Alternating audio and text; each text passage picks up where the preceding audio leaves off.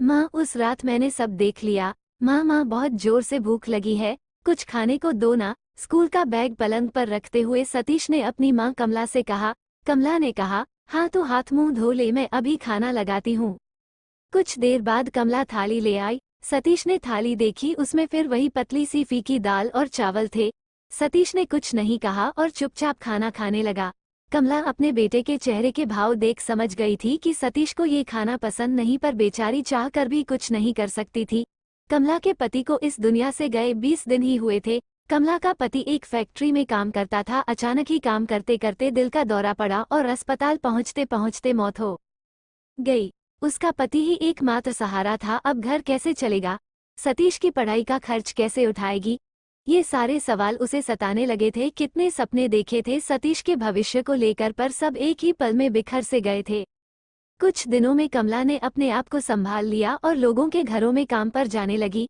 माँ को काम करता हुआ देख सतीश को अच्छा नहीं लगता। वो भी अपनी माँ का कुछ काम कर हाथ बटाना चाहता था, पर कमला ने कहा, नहीं, मैं चाहती हूँ तू सिर्फ पढ़ाई पर ध्यान दे और पढ़ लिख कर अफसर बने।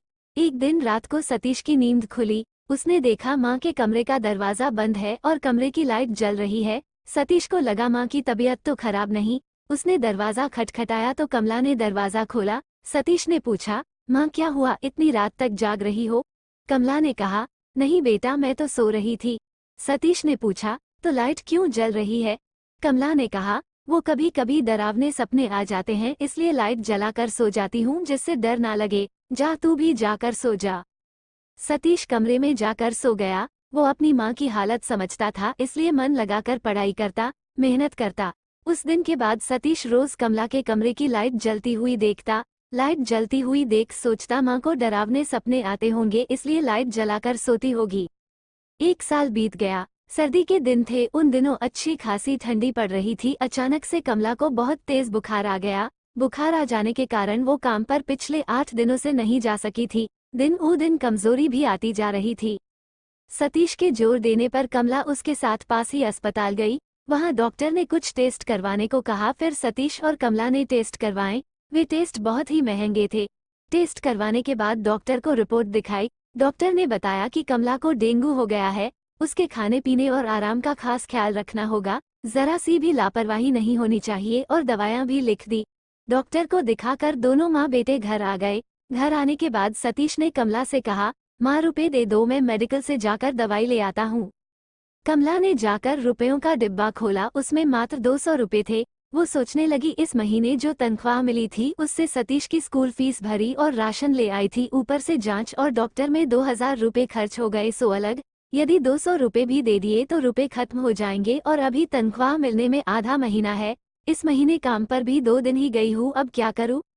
ना जाने और कितने दिन ये बीमारी घर बैठाएगी। कमला ने सतीश से कहा, मैं कल जाकर हवेली वाली मालकिन से रुपए ले आऊंगी, फिर तू दवा ले आना, अभी घर में सिर्फ 200 रुपए ही है। सतीश ने कहा, ठीक है माँ। अगले दिन कमला जिन 4 घरों में काम करने जाती थी वहां रुपए मांगने गई, पर सबने उसे ये कह लौटा दिया कि 15 दिन तो तू काम पर आई नहीं, और अभी महीना खत्म होने में 15 दिन बाकी है, तो किस बात की तनख्वाह दे तुझे। कमला ने सबसे एडवांस भी मांगा, पर सबने इनकार कर दिया। घर आते समय पड़ोस के बनिए के पास भी उधार मांगने गई, पर उसने कहा, तेरे पति ने 5000 रुपए लिए थे, वो तो मर गया, और तूने अब तक रुपए नहीं लौटाए, तो अब मैं तुझे एक फूटी कोड़ी भी उधार नहीं दूंगा। कमला बेबस सी घर आ गई। सुबह से चाय बिस्किट के अलावा कुछ खाया भी नहीं था। ऊपर से बुखार के कारण कमजोरी महसूस हो रही थी, थकान भी लग रही थी। घर आते ही निढाल सी बिस्तर पर लेट गई। सतीश स्कूल से घर आया। दरवाजा अटका हुआ था। घर में आकर देखा तो कमला बिस्तर पर लेटी हुई थी और उसे बहुत ही तेज बुखार था। सतीश ने कहा, माँ तुम्हें तो बहुत तेज बुखार है, तुम रुपए ले आई, लाओ मुझे दो, मैं दवा लेकर आता हूँ। कमला ने कहा, बेटा वो। सतीश ने कहा, उन्होंने देने से इनकार कर दिया ना। कोई बात नहीं माँ, मैं डिब्बे में देखता हूँ। 200 रुपए हैं, जाकर दवा लाता हूँ। सतीश दवा की दुकान पर गया। उसने दवा की पर्ची दिखाकर दवा ली, पर बिल 1200 रुपए बना और वो दवा नहीं खरीद सका। सतीश ये सुन बिना दवा ले घर आ गया। माँ को बुखार में तड़पता हुआ देख उसकी आंखें नम थी। सतीश ने कहा, माँ मैं रुपयों का इंतजाम करता हूँ, तुम आराम करो। कमला ने कहा, तू कहाँ से लाएगा रुपया? सतीश ने कहा, मैं कोई काम करूँगा, मजदूरी करूँगा, पर दवा लेकर आऊँगा माँ। तुम मेरी पढ़ाई के लिए दिन भर लोगों के घरों में काम करती हो और रात को भी देर रात कर जाग कर मुझसे छुपकर मेरी पढ़ाई के लिए टोकरी झाड़ू बनाती हो, कपड़ों में बटन लगाती हो, तो मैं तुम्हारे लिए मेहनत कर दवा नहीं ला सकता क्या?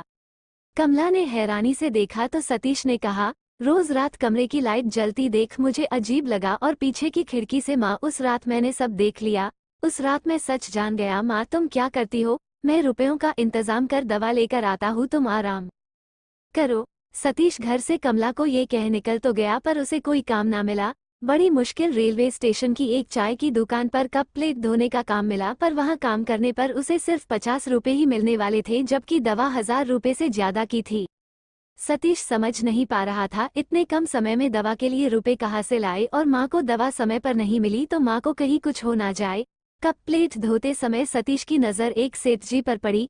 उसने देखा जब सेठ ने चाय पी रुपया दिया तो उनके पर्स में अच्छा खासा रुपया था। सतीश सोचने लगा कि क्यों ना सेठ जी का पर्स चुरा लूं, पर उसके मन ने कहा नहीं नहीं ये गलत है, पर फिर सोचने लगा माँ बीमार है, यदि उन्हें कुछ हो गया तो। सेठ जी भीड़ में प्लेटफॉर्म पर खड़े हुए थे। कोई रिश्तेदार ट्रेन से आने वाला था, उसका इंतजार कर रहे थे। सतीश भी उनके पास जाकर खड़ा हो गया। उसने मौका देख सेठ जी का पॉकेट मार लिया, पसले कुछ दूर गया और पस में से रुपए निकाले कि उसे उसके पिता की कही बात याद आ गई। बेटा, जिंदगी में चाहे कैसी भी परिस्थिति आए पर कभी भी गलत राह मत चुनना। फिर सोचने लगा कि माँ को जब पता चलेगा कि मैंने दवा खरीदने के लिए चोरी की तो वो और टूट जाएगी। फिर सतीश सेठ जी के पास गया और बोला, सेठ जी ये आपका पर्स। सेठ जी ने कहा, धन्यवाद बेटा, मुझे मेरा पर्स लौटाने के लिए शायद मैं चाय की दुकान पर भूल गया था, आजकल बहुत ही भुलक्कड़ हो गया हूँ। सतीश ने कहा, नहीं आप भूले नहीं थे, दरअसल मैंने आपका पर्स चोरी किया था, मुझे माफ कर दीजिए। सेठ जी ये सुन हैरान थे। सतीश ये कह जाने लगा तो सेठ जी ने उसे आवाज देते हुए कहा, यदि तुमने चोरी किया तो लौटाया क्यों? सतीश ने कहा, मेरी माँ बहुत बीमार है, दवा के लिए रुपए चाहिए थे, हमारी कोई मदद नहीं कर रहा। वो चाय वाला भी मुझे सिर्फ 50 रुपए ही दे रहा था, इतने कम रुपयों में दवा कैसे आएगी? ये सोच मैंने चोरी का मन बनाया और पर्स चुरा भी लिया। पर मन ही मन मुझे अपने आप पर गुस्सा आने लगा। मेरी माँ को पता चलेगा मैंने चोरी की तो वो इन रुपयों से खरीदी दवा को हाथ तक ना लगाएंगी, वो बहुत दुखी हो जाएगी। मेरे पिता जो अब इस दुनिया में नहीं है, उनकी आत्मा को ये सब देख कष्ट होगा। मुझे आत्मग्लानि होने लगी, इसलिए मैंने पर्स लौटा दिया। सेठ जी ने पूछा, पर तुम झूठ भी कह सकते थे कि पर्स गिर गया था या मैं चाय की दुकान पर भूल गया था। सतीश ने कहा, मेरे माता पिता ने कभी भी मुझे झूठ बोलना नहीं सिखाया। सतीश ने हाथ जोड़ माफी मांगी और जाने लगा। फिर से सेठ जी ने उसे आवाज दी और कहा, रुको, मैं तुम्हारे साथ तुम्हारे घर चलना चाहता हूँ। सेठ जी ने अपने ड्राइवर को कहा कि वो उनके रिश्तेदारों को घर ले जाए और खुद सतीश के साथ उसके घर गए। सेठ जी ये देखना चाहते थे कि क्या सतीश सच कह रहा है या यूं ही अपने जाल में उन्हें फंसा रहा है, क्योंकि आजकल की दुनिया जल्द ही भरोसा करने लायक नहीं है। सेठ जी ने देखा सतीश की मां बुखार से तड़प रही है। वे सतीश को ले दुकान पर गए और उसे सारी दवाइयां दिलवाई और अपना फोन नंबर और पता देते हुए कहा, कोई भी जरूरत हो तो फोन कर देना। सतीश ने भी हाथ जोड़ सेठ जी का धन्यवाद कहा। सेठ जी बहुत ही हैरान थे कि 14 साल के गरीब बच्चे में कितनी सच्चाई और ईमानदारी है, नहीं तो आजकल के बच्चे कितने बिगड़ैल होते हैं, माँ बाप के बारे में सोचते भी नहीं। इस बात को 15 दिन बीत गए। कमला अब पहले से बेहतर महसूस कर रही थी। इन 15 दिनों से सतीश स्कूल से आने के बाद चाय की दुकान पर काम करने जा रहा था। कमला ने सतीश से कहा, बेटा मैं जल्द ही कोई ना कोई काम ढूंढ लूंगी, तू अब तेरी पढ़ाई में ध्यान लगा। और हाँ चल, आज हम सेठ जी से मिलाते हैं, मैं उन्हें धन्यवाद कहना चाहती हूँ, उन्होंने हमारी बहुत मदद की। कमला और सतीश सेठ जी के घर पहुँच गए। घर क्या एक बड़ा बंगला था। नौकर ने उन्हें बैठने को कहा पर वे दोनों खड़े ही रहे। कुछ देर में सेठ जी आ गए। वे कमला और सतीश को देख हैरान थे, उन्हें उम्मीद नहीं थी वे उनसे इस तरह मिलने आएंगे। कमला ने कहा, सेठ जी धन्यवाद, आपने हमारी मदद की, मैं जल्दी ही कोई ना कोई काम ढूंढ आपको रुपए लौटा दूंगी। सेठ जी ने कहा, रुपए लौटाने की कोई जरूरत नहीं है, भगवान की दया से मैं लोगों की मदद करने के लिए सक्षम हूँ, जरूरतमंदों की मदद कर मुझे बहुत खुशी मिलती है। सेठ जी ने कमला से कहा, तुमने अपने बेटे को बहुत अच्छे संस्कार दिए हैं, मैं उससे बहुत ही प्रभावित हूँ। कमला ने कहा, जी सतीश बहुत ही होशियार भी है, हमेशा क्लास में प्रथम आता है। सेठ जी ने पूछा, क्या तुम बंगले में साफ सफाई और घर के काम करना चाहोगी? ये सुन कमला ने कहा, जी सेठ जी मैं कल से ही काम पर आ जाऊंगी। फिर सेठ जी ने कहा, सतीश बेटा, तुम्हारी ईमानदारी और सच्चाई ने मेरा दिल जीत लिया। आज से तुम्हारी पढ़ाई का खर्च मैं उठाऊंगा। कमला ने ये सुन कहा, सेठ जी आप?